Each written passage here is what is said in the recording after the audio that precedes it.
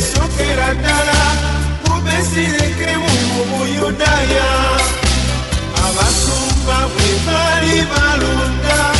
ebisibo byabwe ku